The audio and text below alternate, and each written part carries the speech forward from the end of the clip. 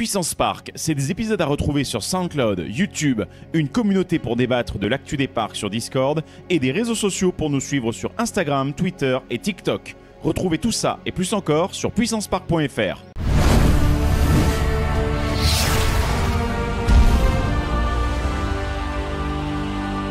Eh bien, bonjour à tous et bienvenue dans ce nouvel épisode très spécial de Puissance Park avec un Valentin, comme vous voyez, on fire, qui adore faire des coucous par contre au champ, c'est superbe. Bonjour Valentin. Greg, bonjour. Voilà, bonjour à toutes et à tous. Salut Val, salut Benji, salut Maxence, bienvenue dans ce nouvel épisode.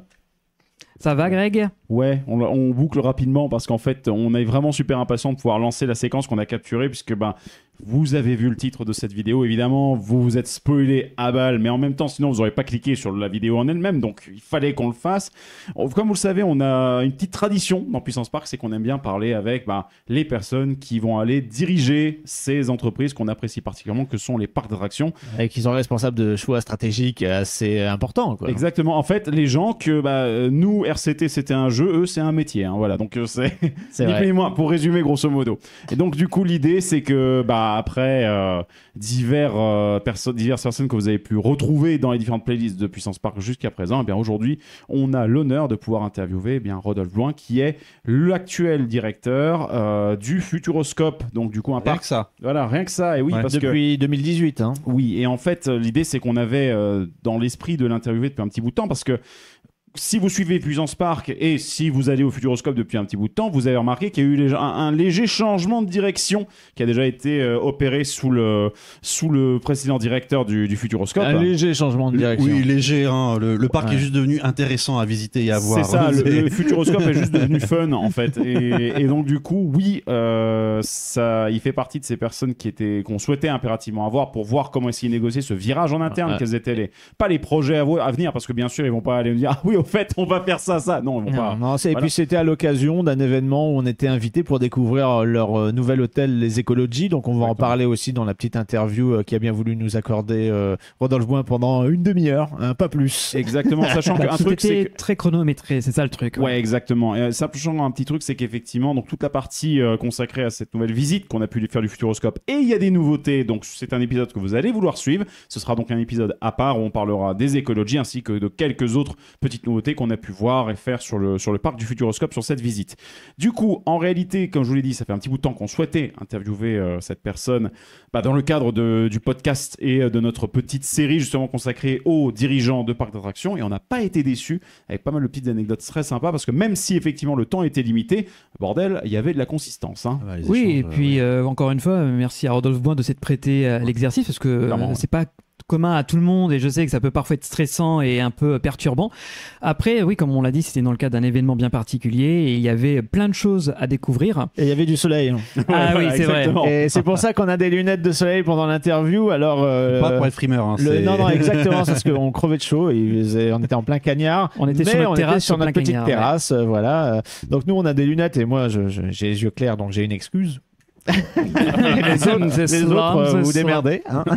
Voilà. Moi personnellement je m'en fous, je suis pas dans l'épisode, donc comme ça c'est torché. Non, t'es déjà à la manette, c'est déjà beaucoup. Voilà, je suis déjà à la manette derrière dans la région. On s'était installé juste pour que vous situiez un peu le truc. On s'était placé, on s'était demandé où est-ce qu'on peut se mettre à un endroit qui soit un petit peu sympa. On s'est dit bon allez vas-y, la terrasse de l'Ecology, sauf qu'on n'avait pas vu qu'il était exposé plein sud et du coup après, il y avait le soleil dans le dos, les pauvres. Certes on avait le soleil dans le dos, mais au moins c'était beau parce qu'on voyait à la fois la nouvelle zone hôtelière plus les grues derrière, un symbole d'un avenir plein de nouveautés, et ça fait plaisir. Exact, avec l'Aquascope, et on en parlera de l'Aquascope parce qu'on a pu avoir la chance de faire une petite visite. On en parlera plus tard. Un sneak peek dans le prochain épisode. Voilà, prochain épisode. Et du coup, écoutez, est-ce qu'on lance l'interview, ils attendent que ça de toute façon, voilà, depuis tout à l'heure. Lançons un petit peu, et donc on se retrouve en pas direct il y a un petit bout de temps, en léger du différé. Futuroscope, en léger différé, voilà exactement, avec Rodolphe Blouin pour cette interview. On se retrouve tout de suite après. Magnéto. Eh bien Rodolphe, bonjour. Et merci de nous accueillir pour ce week-end dans l'Ecology où on vient de découvrir, qui s'inscrit du coup dans un plan qui était sur 5 ans, qui se termine en 2025, mais qui lui-même s'inscrit dans un plan beaucoup plus long. On voulait savoir en fait comment tu es arrivé justement au Futuroscope, comment ça s'est passé en fait quand tu as pris tes marques, lancé tous ces programmes-là, et comme tu le disais tout à l'heure justement à la conférence de presse, tu avais justement des futures stratégies à adopter que tu trouvais assez excitantes finalement de rechercher justement pour proposer aux visiteurs une expérience qui a évolué et bien leur faire comprendre qu'il y aura des nouveautés, un changement un peu de direction par rapport au Futuroscope tel qu'on l'a connu depuis ces 30 dernières années. Dis-nous-en un petit peu plus du coup sur toi et sur justement ce plan de développement qui commence clairement à bien être visible de tous. Alors d'abord, je connais très très bien le parc du Futuroscope puisque ça fait 23 ans que j'y suis. Je suis né professionnellement ici puisque j'ai fait mon stage de fin d'études il y a 23 ans ici et je n'en ai jamais bougé. Ça fait 5 ans et demi que je suis à la direction et c'est vrai qu'en 2018, avec la nouvelle équipe de direction, on a considéré qu'il y avait encore de la place pour faire un certain nombre de choses et essayer de réinventer humblement quelque chose qui réinvente un modèle économique et qui donne aux visiteurs un peu plus de diversité, un peu plus de contenu. Et notre stratégie, elle est simple et claire, mais néanmoins pas forcément simple à dérouler. Faire venir de plus loin, faire rester plus longtemps, s'installer définitivement comme étant une destination de court séjour. Et pour ça, il faut des éléments de contenu plus importants. On a la chance d'avoir un département qui est très dynamique et qui nous a fait une arena, une très belle salle de 6000 places. Zero Gravity, qui est un opérateur privé qui est arrivé. Et tous les opérateurs privés sont les bienvenus parce que le sujet, c'est d'être attractif ici. 2 hôtels thématisés et l'Aquascope qui arrive dans un an. Diversifier l'offre pour avoir de plus en plus de raisons de rester finalement. Évidemment, densification et diversification. Parmi les grosses réflexions stratégiques en fait que le Futuroscope a et certainement d'autres parcs aussi, c'est est-ce qu'on choisit un segment de clientèle ou pas? Et au Futuroscope, on a décidé de ne pas choisir. Et donc, on essaye, et c'est pas simple, d'adresser une réponse en termes d'offres à l'ensemble des segments de la clientèle. En essayant d'aller chercher les petits-enfants, les moins petits, les adolescents, les familles, les seniors. Et donc, on essaye d'avoir cette diversité, cette pluralité d'offres qui est de notre point de vue très intéressante, d'où ce développement intensif depuis un petit moment maintenant pour essayer de répondre à l'ensemble de ces enjeux-là. Et par rapport à tout ce plan justement de diversification de développement, donc tu as suivi, tu prends la relève de Dominique Hummel qui a été le président du directoire. Est-ce que de ce côté-là, il y a une sorte de continuité par rapport à ces premiers projets qu'il avait menés avec l'extraordinaire voyage, le redéveloppement, où ça a quand même pris une autre direction, une impulsion qui était vraiment une patte que tu voulais impulser? On est dans la continuité. Dominique a effectivement fait Extraordinaire Voyage et a impulsé Objectif Mars, donc le premier roller coaster du parc des Futuroscopes. Donc ce virage était déjà amorcé. Peut-être qu'on a intensifié un peu plus fortement les différents investissements, considérant qu'il y avait encore de la place. Donc oui, ça reste malgré tout dans la filiation et dans la continuité de ce qu'a fait Dominique Hummel. Comment en fait ont été prises des décisions finalement de diversifier l'offre, dans le sens où avant le Futuroscope c'était connu pour être le parc des images, donc beaucoup d'écrans, des attractions qui, on va pas se mentir, il y a 10 ans quand nous on venait au parc on trouvait ça assez vieillissant, on disait que le parc finalement portait un peu mal son nom avec la partie future surtout, hein. Le scope on était servi. Comment intégrer finalement ces nouveautés qui tendent un petit peu plus vers l'aventure, que ce soit Chasseur de tornades, qui a été primé à juste titre d'ailleurs, et pour la future nouveauté du parc qui va accueillir donc Mission Bermude. Comment on arrive à trouver la corrélation entre ce que propose finalement le credo du parc? C'est ce qu'il y a de plus compliqué. Il y a plein de choses compliquées, faire tous ces projets-là avec un délai aussi court, arriver à trouver la matière grise, arriver à trouver les ressources, des enjeux conjoncturels qui sont très compliqués. Il n'y a pas 3 mois où on n'a pas une mauvaise nouvelle ou un élément conjoncturel qui fait que c'est simple, mais on arrive à outrepasser. On arrive à outrepasser ça. Oui, c'est très compliqué d'arriver à assumer une marque qui s'appelle Futuroscope avec Futur à l'intérieur. Ça a été créé, c'est initié en 84, première pierre en 87. À cette époque-là, il y avait le spectre des années 2000 qui était devant nous et qui était quelque chose d'assez magique en fait. Et là aujourd'hui, le futur est assez anxiogène. Le futur de l'an 2000 qui était un peu sexy, qui justement, qui était plein de promesses. On imaginait les voitures volantes, on s'imaginait que tout allait être dans un monde merveilleux et tout. On allait tous se tenir par la main. Bon. Bon, c'est pas tout à fait. Ça, on n'y est pas encore, quoi. Ouais, mais du coup, ça nous donne presque une mission. Alors, ça va être pompeux ce que je vais dire, mais presque une mission sociétale parce qu'on est un moment de partage. On est une parenthèse dans ces vies un peu anxiogènes. On le voit d'ailleurs quand les gens viennent nous voir en nombre. consomment. Donc on sent vraiment qu'il y a une espèce de parenthèse dans cette vie un peu effrénée et parfois anxiogène. Alors on se targue pas, parce qu'on est humble ici dans la Vienne, on se targue pas de vouloir réenchanter le futur, mais on a un peu cette mission-là. Après, pour répondre exactement à votre positionnement, quand je dis que c'était très compliqué, on s'est acquitté un tout petit peu, c'est vrai, je dois le dire, du chromosome pédagogique.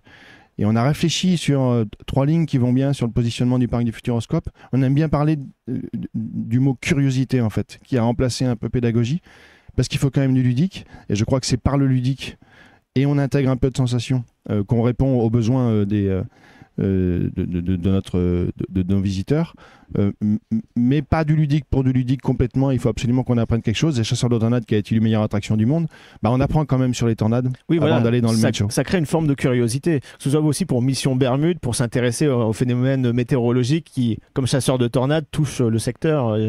Exactement. Le Futuroscope n'ira jamais dans des records de roller coaster ou des choses de ce type-là. C'est pas notre sujet. Le parc Astérix, on est cousins, on fait partie du même groupe, le fait formidablement bien avec une très belle attraction qui a été inaugurée cette année, et bravo à eux. Nous, c'est pas ça notre credo. Nous, il faut qu'on arrive à réintégrer les chromosomes et les gènes historiques du parc du Futuroscope à chaque fois qu'on crée quelque chose, avec malgré tout des natures d'expérience qui sont différentes, parce qu'on se diversifie. Ça vous aura pas échappé, vous connaissez le milieu encore plus que moi, qu'on a fait un premier roller coaster en 2020 et qu'on va faire une attraction aquatique en 2025 et qu'on fait un aquascope en 2024. Donc c'est des natures d'expérience qui pourraient presque être banalisantes, en fait, que tous les parcs ont, mais on n'a pas le droit de le faire comme les autres le font. Il faut qu'on réintègre des choses qui suscitent la curiosité. Ça se sent de toute façon, il y a un fond dans toutes les attractions, comme Étincelle qu'on a fait hier, où on a appris des choses, on découvre, et pareil dans Chasseurs de tornades, et on sent qu'il y a effectivement une volonté d'aller au-delà de juste du divertissement et de combler toutes ces choses, le futur, apprendre des choses, mais aussi se divertir, avoir du spectaculaire. Et il y a un vrai travail d'harmoniser tout ça, quoi. Et ça me semble assez bien parti, quoi. J'espère. Encore une fois, c'est ce qu'il y a de plus compliqué, parce qu'on a une marque complexe et certainement un positionnement compliqué. Et on travaille justement en fait sur une nouvelle plateforme de marque au moment où on va aller lancer l'aquascope, pour dire en fait à nos visiteurs qu'on a changé et qu'on a un certain nombre de choses. Et il faudra qu'on arrive à adresser tous ces messages-là pour que l'ensemble des visiteurs, et surtout ceux qui ne sont pas venus nous voir encore, pour essayer d'expliquer ce qu'est le parc du Futuroscope, qui est un univers atypique dans ce monde des parcs d'attractions. Et donc l'aquascope, qui est donc votre futur parc aquatique, vous aviez un grand terrain, l'occasion de construire plein de choses. D'ailleurs, les grues sont juste derrière nous là-bas, on a une belle vue sur les grues. Ça. Et quand on a un grand terrain vaste dans un parc d'attractions, j'imagine qu'il peut y avoir plein de possibilités. Qu'est-ce qui fait qu'on choisit que ça sera un parc aquatique? C'est une décision difficile à prendre? Oui, c'est une décision difficile à prendre. On a d'abord bâti la stratégie, et ensuite on a bâti un cahier des charges. Le cahier des charges, il était simple. Pour répondre à la stratégie, faire venir de plus loin, faire rester plus longtemps, s'installer définitivement comme étant une destination de court séjour. Donc on cherche non pas une attraction de plus, mais on cherche une nature d'expérience qui se consomme à la demi-journée. Et on vient naturellement en fait au parc aquatique. On a la chance de voyager un peu dans le monde entier, et l'eau, on fait rien de mieux en fait pour susciter le partage en famille ou entre amis. Et après on s'est dit maintenant il faut absolument pas faire ça, parce que le parc aquatique c'est assez banalisant justement par rapport au positionnement et par rapport à la marque. Et on a regardé si c'était possible, de notre point de vue, de réinjecter les chromosomes et les gènes historiques du Futuroscope dans l'aquascope, et on a considéré que c'était possible. Et donc on aura du mapping, on aura des effets spéciaux, on aura finalement tout ce qu'on maîtrise depuis 35 ans, notamment sur le spectacle nocturne à l'intérieur d'une boîte. Livraison dans un an. Oui, puis le côté indoor fait que ça peut rester ouvert en dehors de la haute saison aussi. Ça, c'est assez intéressant. Pour continuer dans les nouveautés, là on se trouve à l'Ecology. Il y a pas mal de choix qui ont été faits. Il y a des parties pris propres en fait à votre destination. On est dans des bâtiments qui ont été construits sur site, justement pour éviter les grosses empreintes carbone, mais aussi pour des raisons économiques sans doute. Des choix, l'absence de télévision. On est aussi dans des bâtiments qui ne sont pas climatisés. Mais après, vous avez dit que vous alliez créer cette ambiance un peu pédagogique pour accompagner aussi les gens à avoir ce genre de gestes, parce qu'on perd l'habitude d'avoir ce genre de gestes. Aujourd'hui, tout est facile, on veut baisser la température, il y a la clim, mais après, c'est un impact derrière. Donc, comment aussi faire accepter aux gens la démarche écologique? Des fois, ça peut être parfois des petits sacrifices pour justement préserver le futur. Qui peut le faire plus que nous? On s'appelle Futuroscope. Voilà, quand on regarde quelles sont les thématiques éligibles à notre marque, il y a évidemment en premier lieu l'environnement, l'écologie, le RSE, ça dépend comment comme on l'appelle. Oui, c'est des choix pas faciles. Sur l'absence de climatisation dans les lodges, on s'est posé la question plusieurs fois. Mais on prend des risques et on est jusqu'au boutiste dans tout ce qu'on fait. Je crois que c'est pour ça qu'on a eu le prix de la meilleure attraction, c'est qu'on a pris des risques jusqu'au bout avec un assemblage complexe. Donc on assume complètement le fait qu'ici, il n'y a pas de télé, il n'y a pas de climatisation, et on l'affichera évidemment clairement avant que les gens réservent. 120 lodges, 1900 chambres aux alentours. Ça laisse quand même beaucoup de chambres où il y a potentiellement de la climatisation, mais c'est notre rôle aussi. Pour le coup, je parlais de curiosité et je disais qu'on avait abandonné un peu le chromosome pédagogie. Sur ce sujet-là, clairement, oui, on a une mission un peu sociétale aussi pour adresser ces messages-là. Oui, parce que par exemple, n'ayant pas de climatisation, il faut avoir le réflexe, par exemple, d'ouvrir plusieurs fenêtres, aérer, etc. Et être vraiment dans une démarche de... En fait, on ne fait pas que aller dans l'hôtel, on a aussi toute la démarche et la réflexion qui vient avec. Je crois que c'est la volonté qui a été faite ici et c'est assez novateur, en fait. Finalement, on ne trouve pas ça ailleurs. Surtout dans le domaine du loisir. Parce qu'on a tendance à croire que le pédagogique, on vient pas là pour ça, on vient pas pour prendre des leçons, mais ici c'est fait de façon subtile quand même. Et là pour le coup tu peux agir directement en fait, c'est-à-dire que dans ton choix en fait. Tout ce que tu peux voir d'anxiogène dans la télé, pour une fois tu viens ici, tu te dis allez, peut-être que ça n'aura pas de grandes conséquences sur la planète, mais au moins j'agis concrètement, je fais un geste qui fait que j'ai chaud dans la chambre, donc j'aère et je sais qu'il n'y a pas de clim, je trouve qu'il y a quelque chose de bien. Alors moi j'avais une question un peu sur Station Cosmos, qui était aussi sur un autre univers, un petit peu moins côté pédagogique, plus ludique pour le coup, puisqu'on voyage.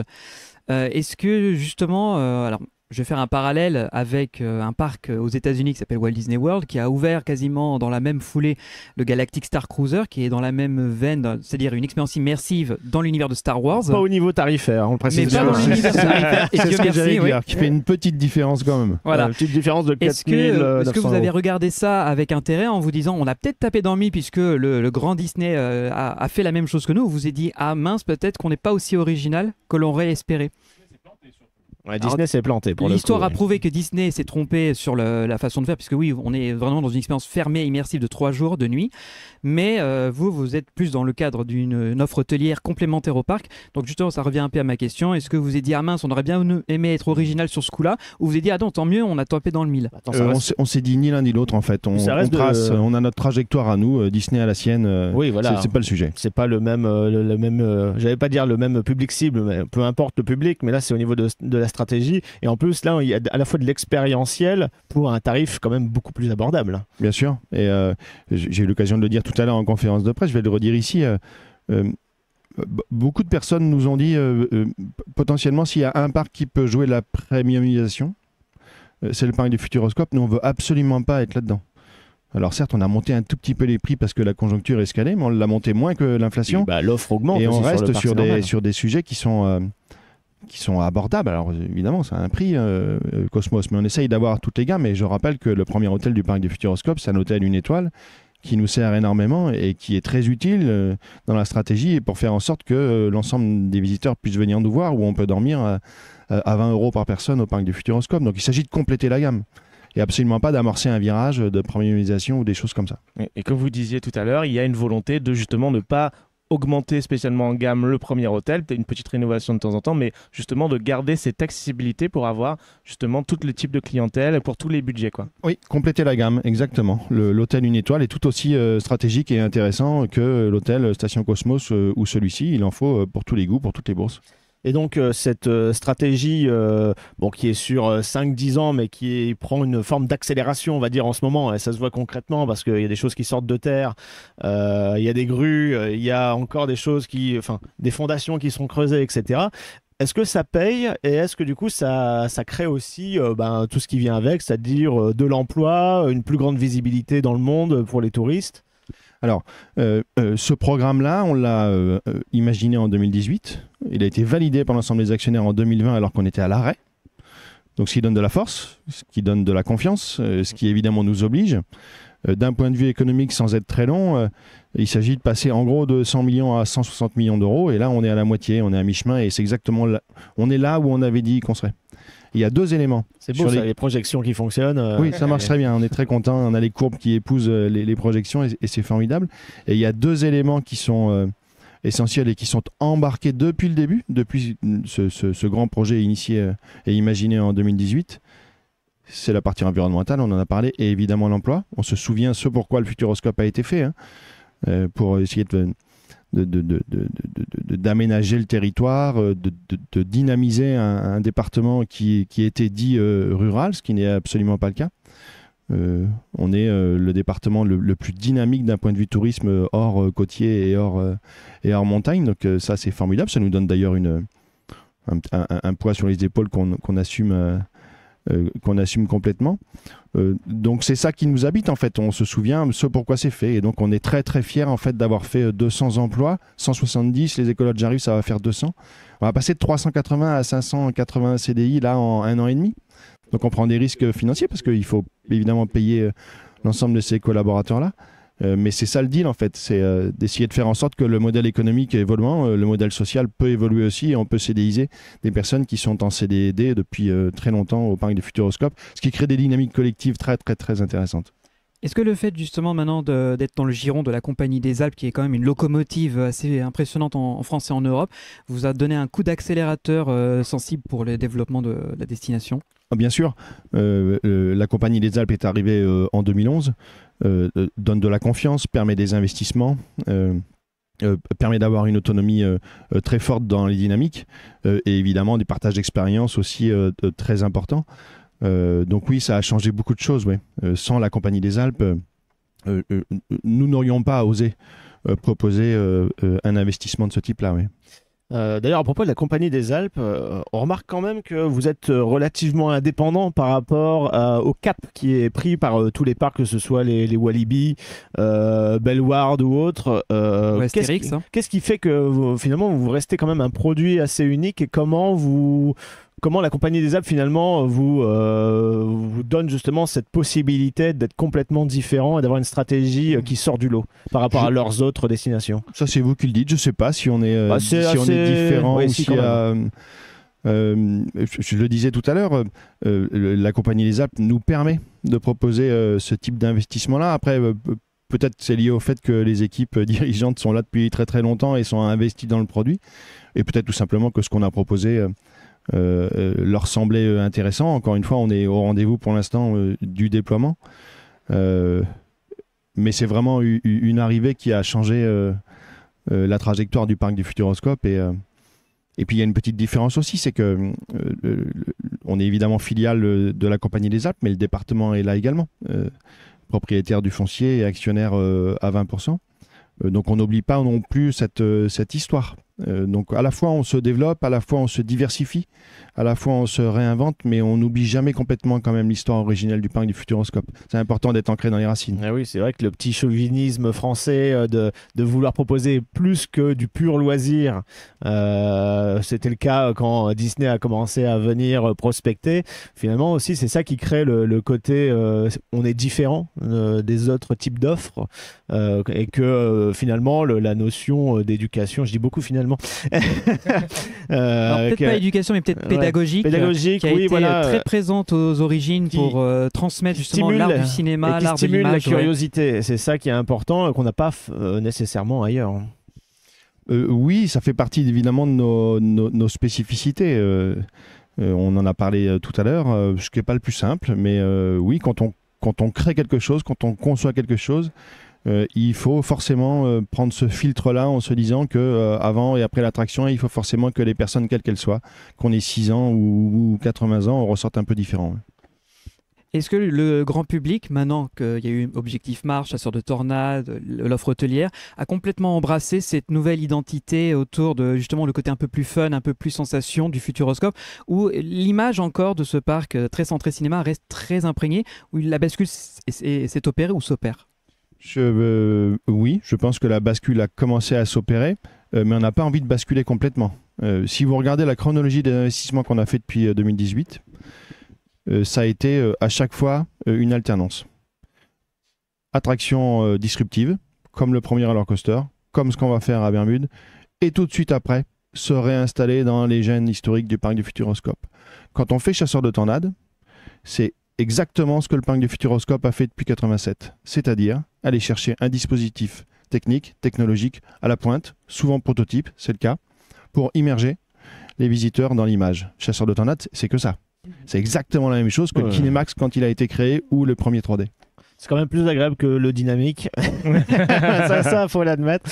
En tout cas, on constate clairement l'évolution du parc et ça nous fait plaisir de voir qu'il prend cette direction-là. Et on est très excité aussi, que ce soit par l'Aquascope ou justement Mission Bermude qui commence un peu à montrer son ampleur dantesque. Au-delà de tout ça, est-ce que l'avenir est excitant aussi pour Vous réfléchissez déjà à d'autres propositions pour les visiteurs pour compléter l'offre à la fois dans le parc et aussi à l'extérieur? Oui, pour être tout à fait précis, je le disais tout à l'heure, développement imaginé en 2018, validé en 2020, là ça commence à sortir de terre, c'est la période la plus excitante parce qu'on livre des choses et on inaugure des choses tous les 6 mois, donc ça c'est formidable. Mais à l'échelle de la stratégie, il faut longtemps pour construire des projets. Il faut effectivement basculer sur la suite. On ne l'a pas fait avant parce qu'il fallait d'abord montrer que notre stratégie fonctionnait. Je parlais de chiffres tout à l'heure, donc voilà, on a réussi à montrer qu'on était d'abord capable de livrer des projets de qualité. Et on n'est jamais sûr avant d'avoir le retour des visiteurs et qu'économiquement ça marchait bien aussi. Donc là, on a basculé effectivement dans quelque chose qui est de plus long terme à 2028-2030. Et on ne va pas s'arrêter là. Et on va continuer. Et encore une fois, tout ça grâce à notre maison mère qui est la Compagnie des Alpes. J'avais une petite question, moi, concernant les opérateurs, comme par exemple le bâtiment Zero Gravity qu'on voit là-bas. Vous disiez que, si j'ai bien compris, qu'il y a porte ouverte à ce qu'une entreprise vienne installer son expérience au Futuroscope pour venir compléter cette offre. Comment est-ce que ça fonctionne? Est-ce que vous êtes en recherche ou est-ce que vous êtes juste à l'écoute de ceux qui viennent vous contacter? Est-ce qu'ils construisent leur bâtiment ou est-ce que vous participez au financement? Comment est-ce que ça fonctionne, ce genre de... Les projets appellent les projets. Et ce qui est le plus important, je le redis, c'est l'attractivité globale de la zone. Faire rester plus longtemps, faire venir de plus loin, s'installer définitivement comme étant une destination de court séjour. Après, peu importe, pratiquement les investissements. Alors évidemment, on discute toujours de finances sur qui investit, sur comment ça se passe entre nous, etc. Mais Zero Gravity est un très bel exemple. On a un opérateur privé là qui a investi chez nous avec un très très très joli produit et qui bénéficie des 2 millions de visites du parc du Futuroscope et tout le monde est gagnant. C'est 8 millions d'euros, c'est beaucoup d'argent. Nous, ça ne nous coûte pas. Et donc, ça rend attractif la zone. Donc oui, s'il y a d'autres Zero Gravity qui viennent, ils sont les bienvenus. D'accord, donc une entreprise qui a un concept inédit, qui colle à l'image et à ce que vous voulez envoyer, peut tout à fait dire je souhaiterais peut-être avoir mon attraction ou mon concept ici au parc. Exactement, on regardera évidemment. Ça paraît simple et je simplifie énormément les échanges. Mais est-ce qu'il y a des conditions pour qu'ils puissent s'implanter? Est-ce que vous avez une espèce de droit de regard, de conseil sur la forme que ça doit prendre pour que ça soit cohérent avec le reste? Nous, on construit un carrousel et... non, je rigole. Et bien ça va pas être possible. Mais par exemple, c'est vrai qu'il y a un truc intéressant, c'est que Europa Park a ouvert le concept Itrénaline, qui est un concept assez innovant en termes de restauration immersive. Je pense que vous avez peut-être vu aussi à quoi ça ressemblait. Mais par exemple, est-ce que ce genre de concept, même si ça existe déjà ailleurs, peut se proposer, dire nous on aimerait bien s'implanter, ça correspond à l'image qu'on veut donner? Est-ce que ça, pour vous, ça pourrait être intéressant? Alors comme quoi j'étais vraiment très simpliste tout à l'heure parce que la restauration c'est la poule aux œufs d'or du modèle économique dont on regardera quand même très fortement avant de faire rentrer quelqu'un d'autre. D'accord, mais c'est intéressant justement, c'est de voir les contraintes, les exigences que vous y mettez et c'est aussi le but. C'est intéressant de voir que la volonté principale, j'ai l'impression, c'est qui est l'offre la plus intéressante possible pour les visiteurs, quoi. Oui, c'est ça, oui. On n'est pas à Paris, on est à Poitiers, donc il faut faire venir. Ici, on a une zone de chalandise à 2h30 qui est notre premier marché loisir qui fait 1h30, qui fait l'aller-retour dans la journée, qui n'est pas extensive avec un taux de transformation qui est déjà très fort. Donc il faut aller les chercher de plus loin. Et donc tout ce qui permettra de densifier l'attractivité et l'offre, évidemment, on regarde ça de manière... très très précise et on est évidemment très preneur de ce type d'initiative là. Ce que fait le département avec l'Arena, c'est formidable pour nous. L'Arena ne devait pas forcément être là et nous on a dit venez au plus près en fait de l'entrée du parc du Futuroscope parce que ça nous intéresse fortement dans la stratégie. Est-ce que aussi le fait d'avoir la gare du TGV depuis 2000 est aussi un atout et vous avez peut-être envie d'impulser aussi une accélération de l'arrivée des trains avec la mobilité douce justement à l'heure où on nous dit laissez la voiture, proposez plus la SNCF? Oui, alors on n'a pas le temps de prendre tous les sujets en même temps, mais celui-ci, on voit bien qu'il devient très très très stratégique. Dans le plan stratégique à 2028 ou à 2030, il y a un élément très fort qui est remettre la gare au centre du dispositif et au centre de la stratégie. Et on sent bien que c'est très tendance et on a cet actif-là qui est très très important. Et donc, il s'agit de reprendre le sujet de fond en comble et y compris essayer de gérer le dernier kilomètre. Beaucoup de parcs vous envient d'avoir justement une desserte comme ça depuis Paris en direct quasiment, quoi. Et est-ce que dans le même cadre que la Plaza que vous êtes en train de refaire pour faire une séquence d'entrée plus percutante, est-ce que ce sera le cas aussi justement du côté de la gare? Parce que c'est vrai que pour l'instant il y a la passerelle, mais il n'y a pas quelque chose qui nous indique clairement vous êtes dans le parc, qui marque une différence. Est-ce que ça aussi c'est pris en compte dans l'évolution? Problème de priorité. Vous avez vu qu'on avait pas mal de sujets. On a commencé par faire ça, mais oui, normalement dans quelques années on va se délocaliser de l'autre côté pour faire les finitions entre guillemets. Oui, c'est normal. Ok. Remettre la gare au centre du dispositif. Voilà. C'est un petit peu ce qu'ils sont en train d'entreprendre déjà pour l'accès à c'est pour ça que je suis parti de là. Lyon, tout ça. Il y a une vraie volonté de se dire quand on arrive au parc, on a déjà cet effet wow et on est doucement emmené par la main vers le parc, quoi. On va peut-être parler aussi effectivement de tout ce de ce lien, de ce tissu qui est en train de naître, la Plaza, qui va lier donc Zero Gravity, Arena, parc aquatique Aquascope, parc d'attractions. Et les hôtels. Et évidemment les hôtels. Donc de ce côté-là, comment est-ce que vous vous êtes plongé dans la nécessité de créer cette coulée centrale? Comment est-ce que ça vous est venu? Quel a été votre objectif derrière? Il faut arriver à lier tout ce qu'on est en train de faire. Il ne faut pas que ce soit une addition de boîtes.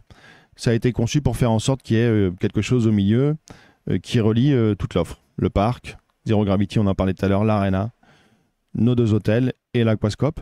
Et donc, il faut quelque chose qui fasse...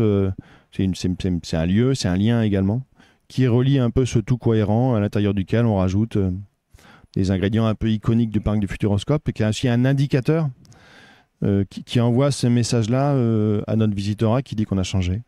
Et ce n'est pas destiné à devenir une zone commerciale un peu, je prends l'exemple de Disneyland Paris qui a un Disney Village, qui a une zone, on va dire, accessible au grand public sans devoir payer un ticket d'entrée. Ça n'a pas vocation à le devenir, ou peut-être à terme, si quand même, de faire venir peut-être des food trucks, des animations, des trucs comme ça? Non, ça n'a absolument pas vocation à devenir ça.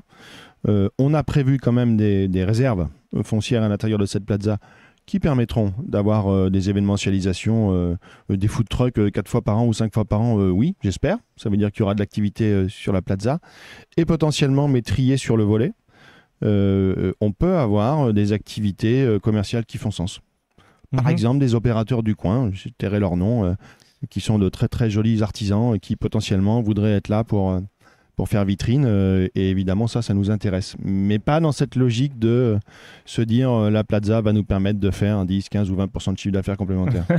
On a bien vu en tout cas que la destination avait à cœur de faire travailler du local, de trouver des partenaires dans la région. Est-ce que l'évolution du site et le fait que la destination s'améliore, ça pousse justement les gens, les entreprises locales à venir vous contacter, ou que ce soit la région à vous donner aussi un petit coup de pouce, pas forcément financier, mais dans la communication autour de ce qui se passe ici?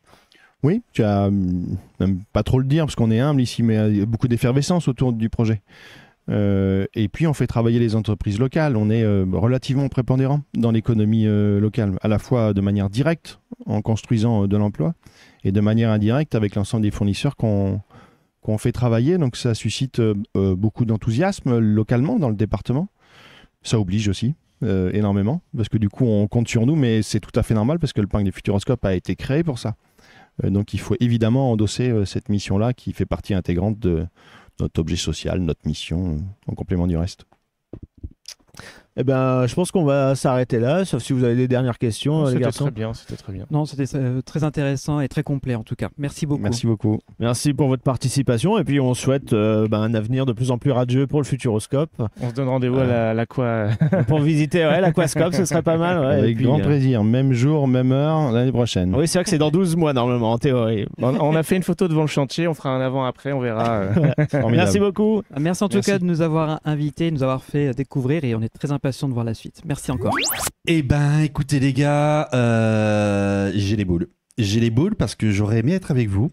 Parce que pendant que vous étiez partis, je me suis dit, tiens, je vais faire un tour du côté de l'Est parisien, là.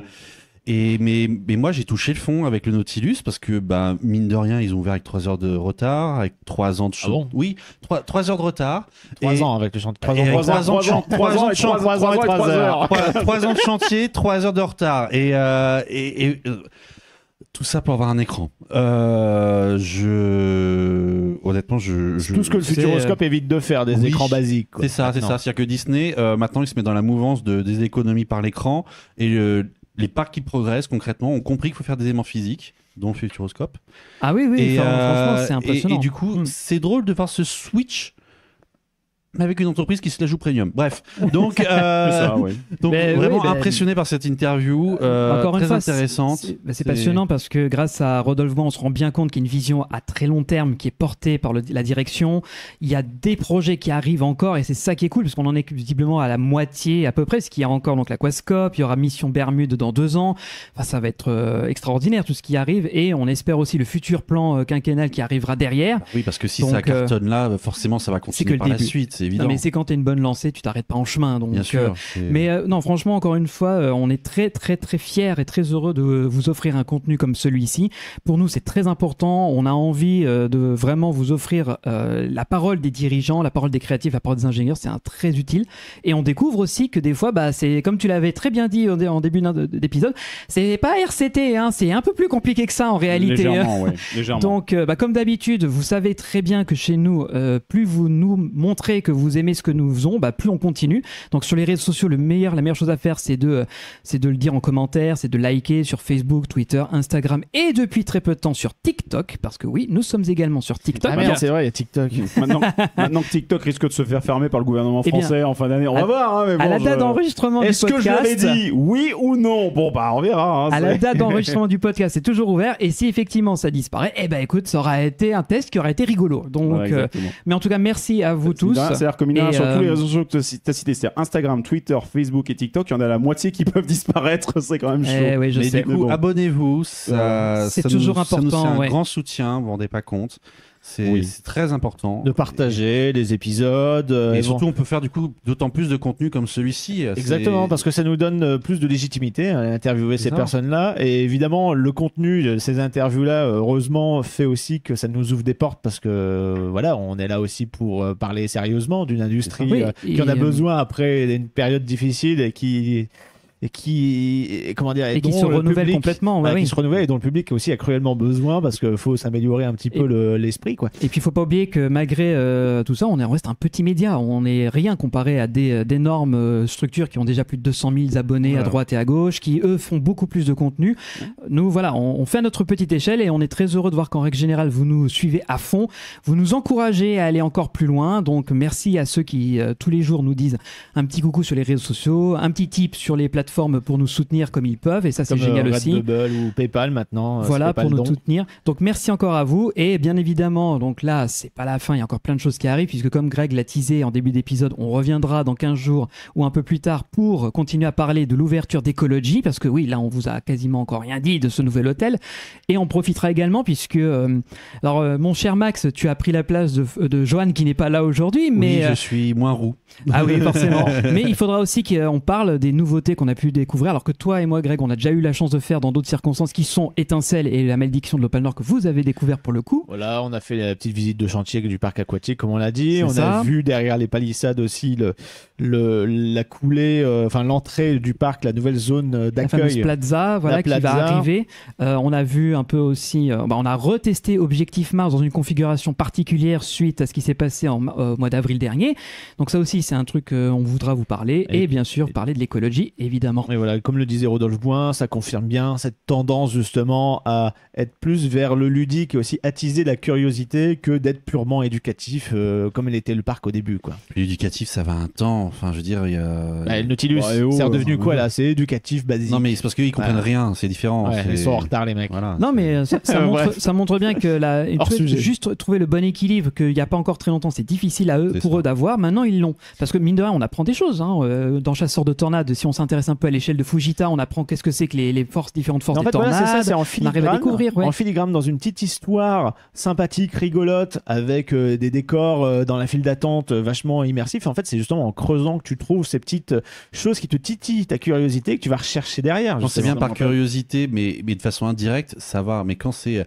Au fait, la tortue peut nager à tel kilomètre. Non, mais c'est bon, quoi. L'effet cité des sciences, malheureusement, c'est pas comme ça que tu fais de l'edutainment, en fait. Ce qu'il faut, c'est qu'il faut diluer le message. Edutainment, c'est le mot. Voilà, il faut diluer le message. Ça me rappelle un peu, alors c'est une anecdote à la con, mais vous vous rappelez de Francis Ford Coppola, le co-réalisateur de Captain EO avec George Lucas, etc. Puis pas que de ça, il a fait beaucoup de films. C'était vraiment nul dans sa carrière. Il a fait... si on est objectif, c'est vraiment nul. Il a fait des touristes là-dedans. Il a fait des vrais films aussi. Mais en fait, il avait une anecdote que j'aimais beaucoup avec lui, c'était qu'il disait, moi dans mes films, je mets toujours une recette de cuisine parce que si jamais les gens se font chier dans le film, au moins ils auront appris un truc. Et en fait, ce que je trouve, ce qu'il y a de génial justement, c'est quand tu arrives à diluer justement correctement un fond sérieux qui rajoute de la crédibilité. Tu vois, c'est un peu comme quand tu vois des vidéos qui parlent justement de l'utilité du placement produit. Oui. Quand un placement produit est fait judicieusement, il apporte de la crédibilité, du réalisme parce que c'est les mêmes marques avec lesquelles tu interviens. Par contre, quand c'est juste in your face, ça devient juste saoulant et tu dis non mais c'est bon, arrêtez avec votre pub. L'éducation, c'est pareil dans un média, que ce soit une réaction à un film. Il faut que ce soit juste dilué pour donner un semblant, une cohérence qui fait que tu comprends la logique du truc, ce qui rend le truc ultra crédible, ultra palpable. Et derrière, on te permet de partir sur de la science-fiction, sur plein de choses. Il y a des films comme Sunshine qui l'ont très bien fait. Si certains l'ont vu, c'était un film avec Cillian Murphy où il partait rallumer le soleil. La science-fiction, et c'est vraiment pas mal. Ouais. Voilà, si t'écoutes le pitch, il y a un poil de fantastique dedans, mais juste ce qu'il faut. Exact, en fait, t'as le pitch de base, tu l'écoutes, tu dis c'est complètement de la SF, c'est pas possible, mais en fait, vu qu'ils appuient tout le truc avec tout le fonctionnement de la mission et tout le traitement en fait du film qui est le mal mal de l'espace. Et tu as aussi des données scientifiques et tout qui appuient le sujet. Ouais. Donc tu sens que, certes, bien entendu, c'est pas un documentaire, mais il y a un fondement scientifique qui est bon. Et en fait, le Futuroscope fait un peu ça maintenant. Chasseur de tornades, tu le disais, on a un excellent exemple puisque dans toute la file. Objectif Mars aussi, de façon un peu plus simplifiée. C'est plus gentil, mais à mes yeux, je trouve que Chasseur de tornades réussit bien mieux ce truc-là. Et un autre qui fait extrêmement bien le boulot là-dedans, c'est Étincelle, et on va en reparler. Voilà, j'allais dire, sans trop en dire, justement, on va parler un peu des comic books et des super-héros. Ouais. Et moi, j'ai hâte de voir, alors déjà d'une part, le parc aquatique. Qui sera vraiment avec, comme ils le disent tous, l'ADN vraiment Futuroscope, et Mission Bermude. Je me demande comment justement ils vont intégrer cette notion-là. Mais on a vu l'espace des fondations, c'est dingue cet emplacement. Ce sera, je pense, l'une des plus grosses attractions de tout le secteur du Futuroscope. Bien sûr.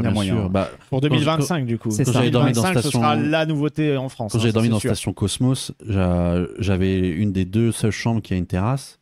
Et la terrasse a donné sur tout l'emprise chantier, mais quand tu as c'est immense, hein. Surtout que toi, ils avaient déjà viré la zone un peu ludique. Tout était clair, en fait. C'était vraiment juste la terre qui était formée avant de faire les fondations à ce moment-là. Mais tu voyais l'espace, tu te dis, mais ça va être phénoménal. Ça fait rêver.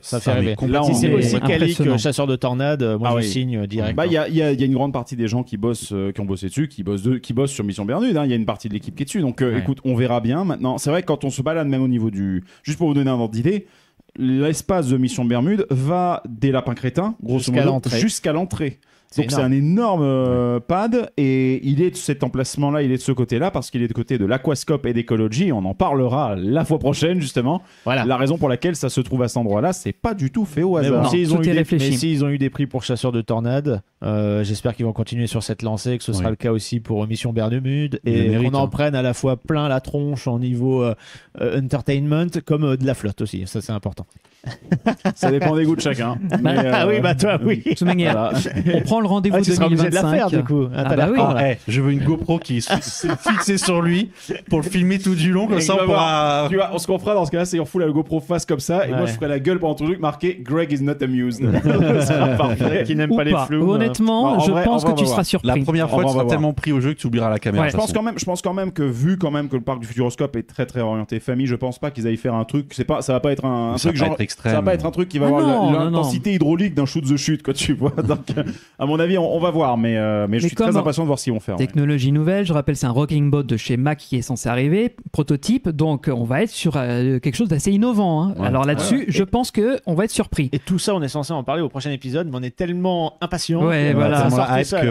Voilà, faut pas oublier que on en revient au Futuroscope et on les remercie en tout cas pour l'accueil pour cet événement. Donc nous, on avait été reçus à l'Ecology, on a fait le petit tour du parc, on a même fait le trajet en train pour montrer justement qu'ils veulent. Vous avez fait le trajet en train. Oui, qu'ils veulent mettre l'accent sur aussi le côté accessibilité par train. Ça, c'était un point d'honneur. De toute façon, il en parle dans l'interview. On fait que paraphraser, il le redit. Mais encore une fois, merci encore une fois à toutes les équipes du Futuroscope, les équipes de communication, les équipes qui nous ont accueillis, Rodolphe Boin pour le temps qu'il nous a accordé et on le remercie chaleureusement et peut-être qu'un jour on aura l'occasion peut-être de lui reposer des questions à l'issue de ce fameux plan de développement. Ce sera intéressant de faire le bilan une fois que tout ça sera derrière. Oui. Et évidemment, vous qui continuez à nous écouter, on vous remercie d'être toujours aussi fidèles et on vous donne rendez-vous très très rapidement pour la suite de la découverte de ces nouveautés futuroscopesques. Et moi je vous dis à très vite parce qu'on est très impatients. Bisous, à bientôt, bye bye. Ciao, bye bye. Vers le futur.